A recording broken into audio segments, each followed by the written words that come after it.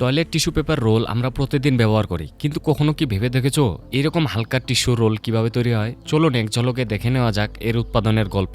এই সফরে শুরু হয় গাছ থেকে, মূলত বাঁশ, নরম কাঠ অথবা পুনর্ব্যবহৃত কাগজ থেকে সংগ্রহ করা হয় সেলুলোজ ফাইবার। এগুলো বিশেষ প্রক্রিয়ায় পাল্পে পরিণত করা হয় যাতে টিস্যু নরম ও ভঙ্গুর হয়। কাঁচামাল পানির সাথে মিশিয়ে তরল পাল্প তৈরি করা হয়। তারপর উচ্চতর পরিশোধন প্রক্রিয়ায় এটি থেকে রং ও অমেদ্য অপসারণ করা হয় যাতে সাদা মোলায়েম টিস্যু পাওয়া যায়। তরল পাল্পকে বিশাল পর্দাযুক্ত যন্ত্রের মাধ্যমে পাতলা স্তরে ছড়িয়ে দ্রুত শুকানো হয় যাতে হালকা ও শোষণক্ষম টিস্যু শিট তৈরি হয়। শুকনো টিস্যু শিটগুলো বিশাল রোলের আকারে গুটিয়ে নেওয়া হয়। এরপর নরম ও মজবুত করার জন্য বিশেষ ডিজাইন করা টেক্সচার যোগ করা হয়। এই বিশাল রোল থেকে ছোট ছোট রোল কেটে নির্দিষ্ট আকারে আনা হয়। তারপর এগুলো সুন্দরভাবে প্যাকেজিং করে বাজারে পাঠানো হয় যেন আমাদের প্রতিদিনের জীবনে আরামদায়ক অভিজ্ঞতা দিতে পারে। এভাবেই প্রকৃতি থেকে শুরু করে আপনার বাথরুম পর্যন্ত টয়লেট টিস্যুর যাত্রা সম্পূর্ণ হয়। তো ভিডিওটি ভালো লাগলে অবশ্যই একটি লাইক দিয়ে দিবে।